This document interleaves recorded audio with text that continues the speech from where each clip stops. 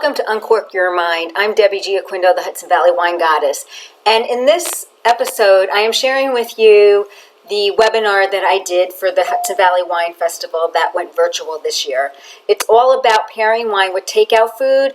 I do a little bit about the different foods for takeout and how to pair them with wines and how wine and food interact. And then I sit down with Executive Chef Gus Zimmerman. He's the Executive Chef at Kitchen 330 in Stone Harbor, where I'm a partner in. He's also my cousin. And we talk about what types of food are good for takeout, why some aren't good for takeout, and what to look for, and most importantly, how to reheat your takeout. So, enjoy. Welcome to Uncork Your Mind, where we take the intimidation out of wine with your host, Debbie Giaquindo, the Hudson Valley Wine Goddess.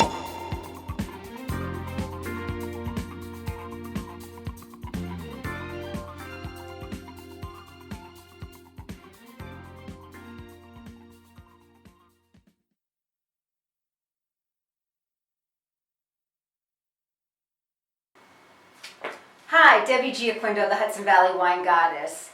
Welcome to the Hudson Valley Wine Festival's Wine Pairing with Takeout Food Seminar. I know things are a little different this year.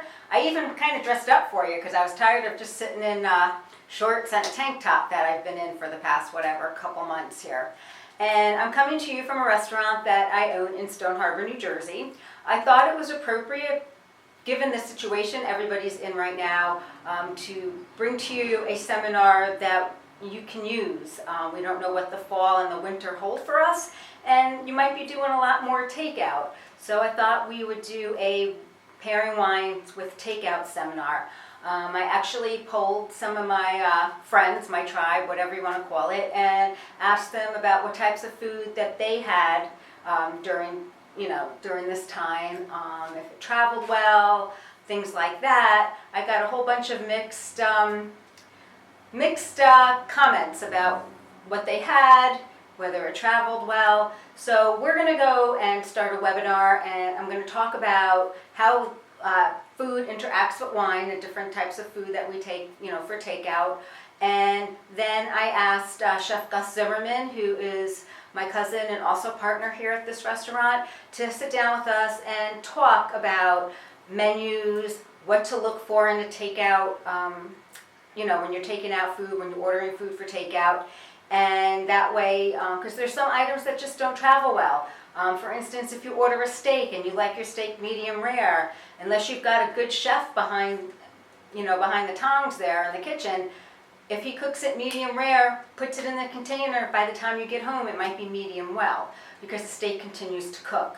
So we're going to sit down with Gus at the end of the seminar, and he's going to give us some insights. He's going to prepare some food that we have on our takeout menu and talk a little bit about us. And of course, I brought wine, and we're going to talk about what to pair with what types of takeout food. And I hope you really enjoy this. If you have any questions whatsoever, you can email me at debbie@hudsonvalleywinegoddess.com, and you can also email me any questions you have for Chef Gus. Now let's go to the webinar. Hi, thank you for coming to the Pairing Wines with Takeout seminar. I know it's a little different, but we're just going to roll with it. I chose this because of situation that we're in right now, and we don't know where the future holds with restaurants, so I thought it would be good to talk about pairing wines with takeout. But one thing I do want to state is, if you like it, eat it. If you like it, drink it. Everyone's palates are different, so what I like and might think is a good pairing might be completely different in your mouth. Also, when you're tasting wine and food, take a sip of the wine, take a bite of the food, and then take a sip of the wine, and you'll see how the food interacts and changes the wine. So let's talk about sweet, the sweetness you get on the tip of your tongue. If the food is sweet, the impact of the wine is going to make the wine more acidic, less sweet, and fruity, and feel kind of bitter, and it'll dry out your mouth. So when you're pairing wines with sweet food, you really want the wine to be sweeter than the food. This right here is a chocolate torte we had at a left coast wine dinner here at the restaurant, and the wine was fruity, so it actually worked really well with the chocolate. This is our 5th scent, umami. What is it? It's the taste of monosodium glutamate. It's kind of like a beefy, earthy type of taste. So wine will make this food more acidic and less sweet and fruity, and it'll feel more dry and bitter. So with umami, you want to avoid pairing it with wines that have high tannins because it'll increase the dryness and the bitterness of the wine. Salty. Oh God, love a salt pretzel. You feel the salt, you taste the saltiness underneath, just underneath your tongue, because then it makes you salivate more. The salt will make the wine less acidic and more fruity. The salt will make the wine smoother. It will feel richer, less bitter and acidic. And wine will make the tannin softer and more palatable. So when you salt that steak and you take a bite and then you drink the wine, the tannins will feel softer in your mouth. And acidity, you get the acidity on the sides of your mouth. And acidity brings out the fruitiness of the wine. It makes the wine sweeter and richer. And high acid foods soften very acidic wines. So that's why we're going to go into the food pairings right now in a minute. So we have highly flavored foods. This is a beef short rib that we served at the restaurant. Highly flavored foods are fatty or oily, spicy, hot, will overwhelm the wine. So especially something that's spicy will increase the alcohol heat in your mouth. So you want to pair highly flavored foods with a wine of similar intensity. Then we have fatty and oily foods like fried chicken. You want a high acid wine that'll cut through the fat. And like I said before, with hot and spicy foods, you really want a wine with a little bit of sweetness to it, because the sweetness will interact and take away the heat of the spiciness, so your mouth won't be on fire. So if you're ever at a food event and you eat something really, really spicy, go look for that wine that's got a little bit of sweetness.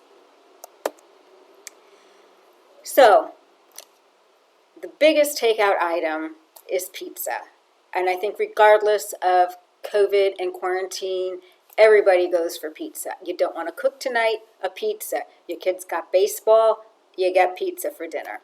So the best wines to pair with pizza is a Barbera, Nebbiolo, Sangiovese, Nero d'Avola. Nero d'Avola is from Sicily, Mount Etna. They're usually inexpensive. I think it's a great pizza wine. Antipasto, a good rosé, an Assortico, a Pinot Grigio, Vermentino, Chianti, Cabernet Franc, all will go very well with the antipasta. It's kind of, you got salty and oily here going with it, especially the salt from the meats, and the salts will help balance out the wine. Cab Franc will go nice with the green olives. Cab Franc sometimes tends to have some green notes to it, so that they will complement each other. Now we have the barbecue. Here we have salty and highly flavored foods. Between a barbecue, shish kebab, a burger, you're going to really want a full-bodied kind of red wine. I've got here a GSM from Passaggio. We have Sparkman Syrah from the Red Mountain region of Washington. We have a Malbec from White Cliff Vineyards in the Hudson Valley, Glory Farm Cab Franc from the Hudson Valley, and a Tempranillo from Spain. Those will all go very well with barbecue. I personally like Malbecs with my ribs, but they will all go really well with barbecue. Now we've got the Asian food. Here we're looking at unami. So you want high acid whites and light reds. You don't want a really big tannic red with your Asian food. Gruner Veltliner, Riesling, Sauvignon Blanc, a Gamay, a Pinot Noir, a Baco Noir, a Cherrois. They'll all pair really well with your Asian food. The semi-dry Riesling will pair really well with a curry because of the spiciness in the curry. It will really complement it. You taste that curry before you taste that wine, and then see how the semi-sweetness of the Riesling interacts with the heat and just kind of puts the fire out in your mouth. So any of those wines will go well with the food. I've got po, got some type of lo mein noodles there. And then we have fried foods. Here we have fat, oily, and salty. I think that champagne or sparkling wines in general go fantastic with fried foods. Fried chicken, fried fish, potato chips. Get a bottle of cava, prosecco, Franciacorta, Cremant, champagne, whatever type of bubbles you've got. Just sparkling wine from anywhere will go great with fried foods. And I also want to say ethnic foods. If you live in a big city where you have a lot of great ethnic restaurants, ethnic food with ethnic wine. So if you're going to do Greek takeout, get some Greek wine. Get an Assortico. If it's like a fish or something, try and pair, if you're doing Spanish tapas, try and get a Spanish wine. But when in doubt, go with the bubbles. Bubbles goes with everything, and bubbles makes you happy.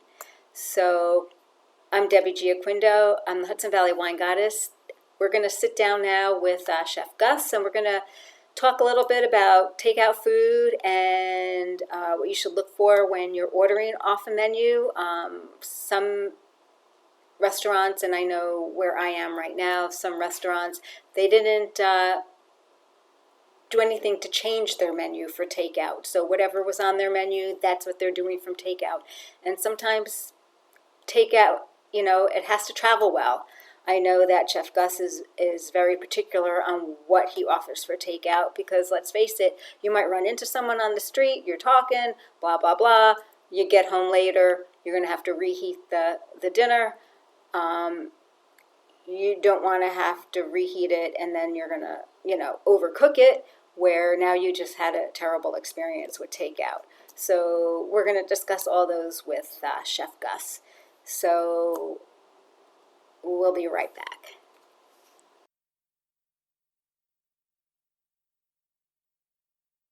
Welcome to the second part of the seminar, Pairing Wines with Takeout Food. This is Executive Chef Gus Zimmerman. He is my cousin. He's a partner here in the restaurant in Stone Harbor.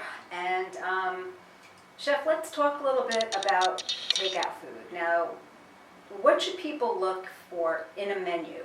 Because around here, nobody changed their menu, really. I mean, we changed our menu for takeout because the food has to travel well. But what should people look at a menu for a restaurant when they're ordering takeout? Well, I think for us, what we chose to do was stuff that we knew that would travel well. So, look for kind of like braised meats or, simple grilled stuff or, roasted. Try to keep it so, like, what I did was try to do something I knew it would travel well. So, with braised meats, as they sit and travel, they're not gonna, they should be very good when you get home. And like we do, we have some examples here of stuff that we chose to put on the menu. So let's talk about some of these foods because we have, the basic seashore food and then we have ethnic foods as well. So Sure. Talk a little bit about the food that we have here. So right here, like Deb said, we have, it's a lobster, shrimp, and crab cake. And it's actually really easy reheat. Like if it's, if you were to go to a takeout place and get a crab cake and, it dropped in temperature on travel, you just put it back in the oven, maybe 250 degrees, 275 degrees for about, 10, 15 minutes. Then it should, bring it back. You don't want to microwave it, obviously. And another example we have is jerk style chicken. So we're doing some jerk white meat and a thigh. And I knew that the thigh would be, the showcase of that entree because the thigh is braised and then it's, roasted and it travels great. And we did it with like a dirty rice, which peas, black beans, corn, cumin, coriander, and a little bit of, chicken liver and some bacon as well. And we have that paired with here, a Finger Lakes Dr. Frank's semi-dry Riesling, because there is a little bit of spice in that. Sure, for sure. It's not super spicy. I mean, you can make it super spicy, but what we tried to do is keep it at like that medium level of jerk spice so it wasn't overpowering. And then we also, like a tandoori style, like French chicken legs. And again, it's another one that's braised and then roasted. And it's, it's not hot spicy, but, it's a lot of spice. And I have it here paired with a Vino Verde, Casal Garcia, and 33% more. It's a liter, and it was like $2 more than the $7.50. And we are talking quarantine time, so we definitely need more wine. Sure. And then we have albóndigas. Yeah, so albóndigas, for anyone that doesn't, it's just a Spanish style meatball. I know the Spanish serve it with, a light, like what we do is a tomato nage. It's just tomato sauce, a little bit of cream, a little bit of butter cut into it. Some roasted parsnips and roasted carrots are mixed in with the sauce. And the Mexicans also do albóndigas, but theirs is usually served, in a soup. But it's another one. It reheats really well, and it's perfect for takeout. And that's the kind of thing you want to look for. Just stick with rices and risottos, maybe some roasted vegetables, mashed potatoes, but no, fried stuff's really, I was going to ask you about fried stuff. Yeah. How does that travel? It doesn't really travel well. I mean, you can always reheat in the oven. I mean, that's your best bet is to go back into an oven if you want to reheat it. But, rice So is... how high would you have the oven? Because, for example, we did do takeout for wings, and when we got them home, they were kind of soggy. Yeah. Probably anywhere between 275 and 325 is probably good. So you don't really want the oven to be really, really hot when you're reheating. Not really. I mean, if it's too hot, it's already been cooked, right? Right. So, if you put it at a high temp, you're gonna have to pull it out of the oven really quick, because it'll start to burn and dry out, and then you've had a bad takeout meal. Exactly, about a bad takeout meal. So I mean, and I'm sure that. What foods should people steer away from when ordering? Steer away from. I know in the beginning of this I said grilled meats, but really what I meant was like grilled chicken's okay, but how about pork? Pork is good if it's roasted, if it's like we do a roasted pork entree here.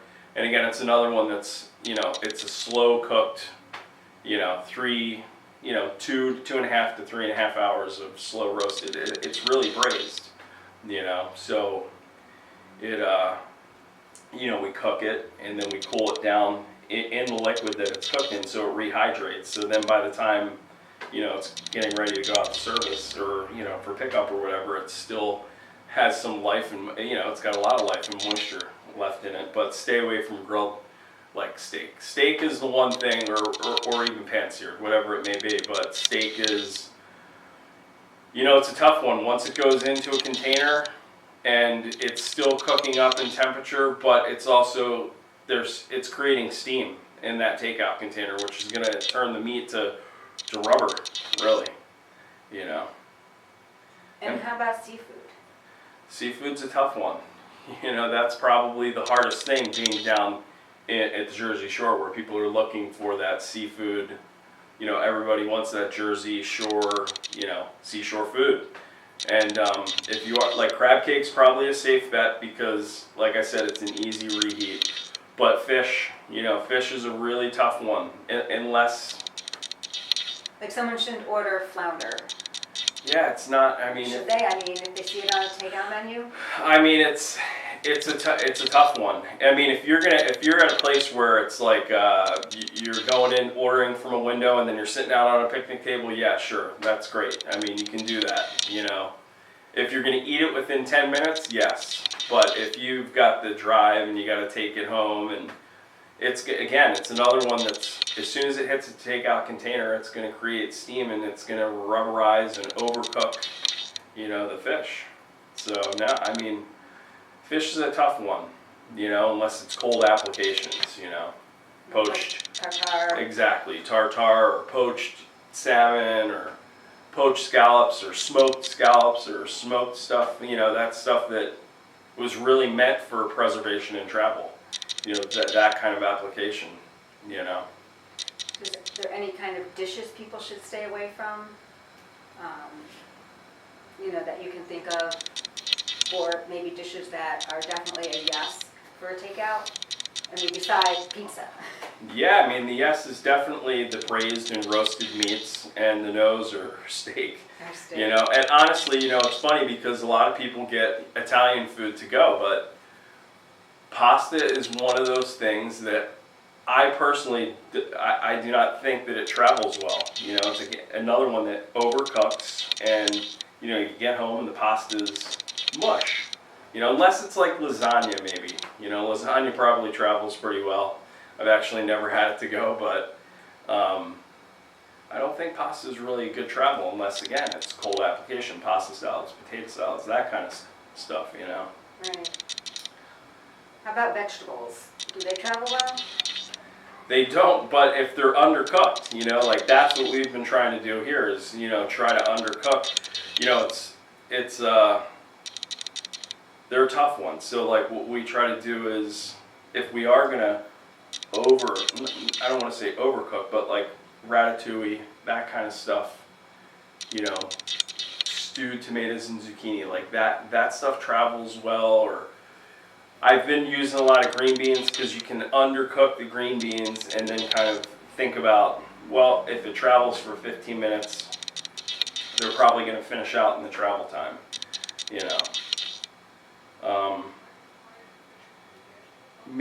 Maybe some wilted greens, like I've been using heavier greens like the kales and the collards because they do get a little bit more tender as they kind of go over in temperature, I guess, But so as they travel, they'll continue to cook? For sure. Veggies are a hard one, they can overcook and travel and get, all turned to mush.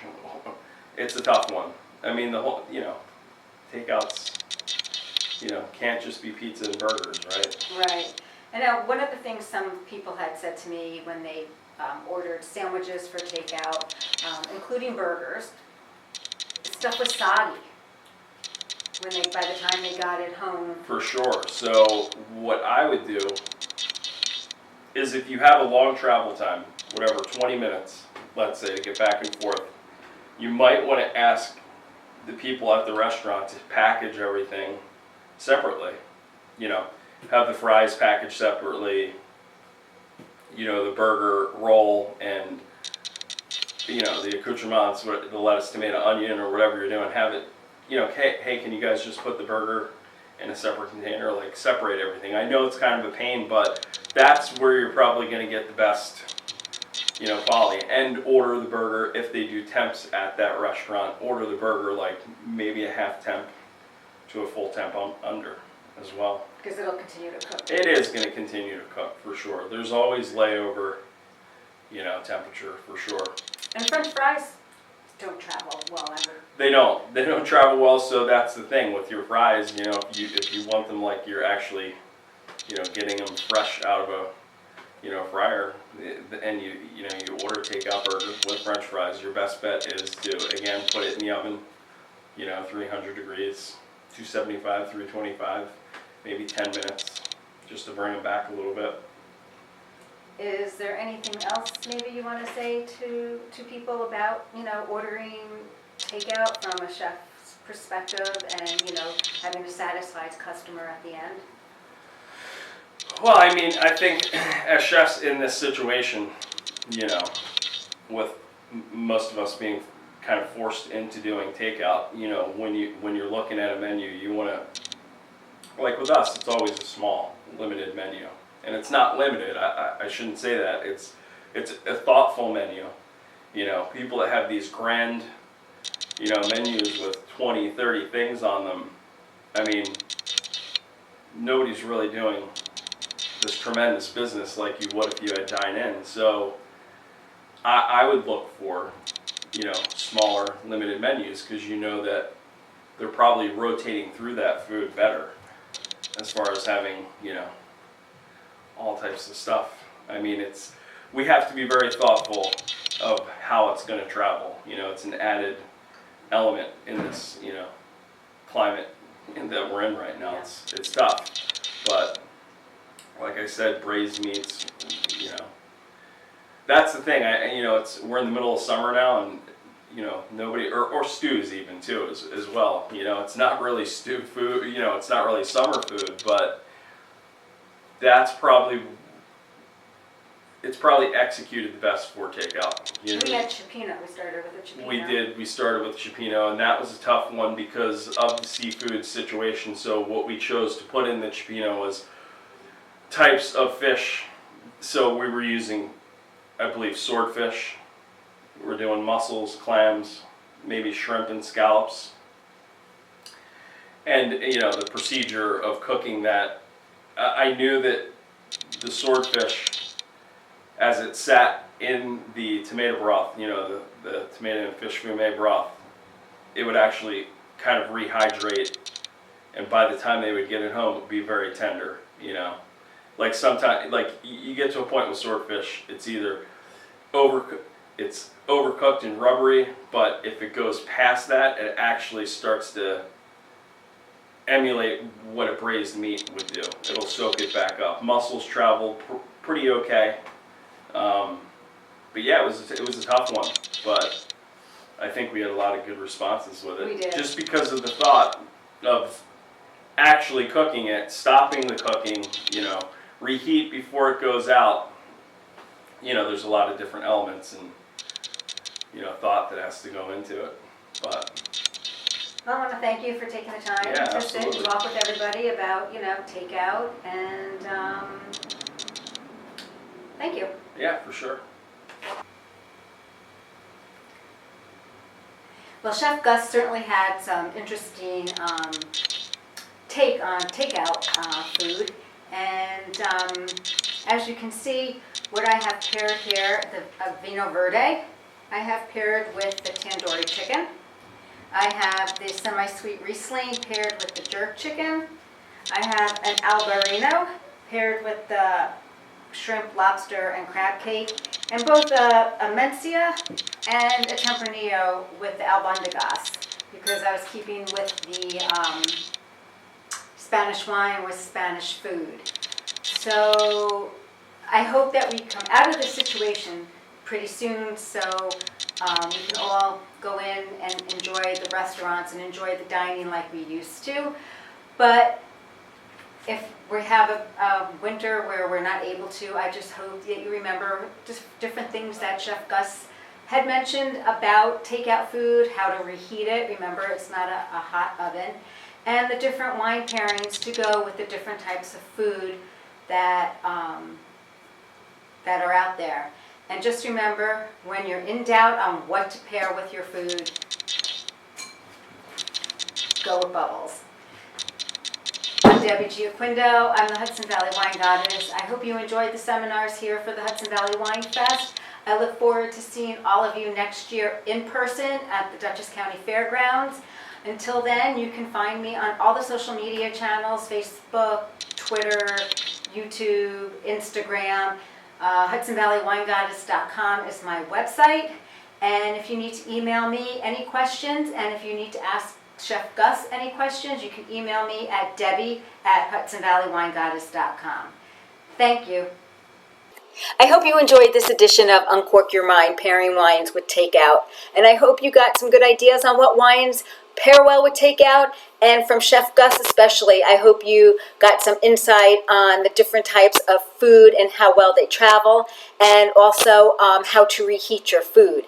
If you have any questions for myself, for Chef Gus, please email me at debbie@hudsonvalleywinegoddess.com. And you can find me at hudsonvalleywinegoddess.com. I'm on Twitter and Instagram as HV Wine Goddess, as well as YouTube on HV Wine Goddess, and I'm on Facebook as Hudson Valley Wine Goddess. Thank you so much and have a fantastic day.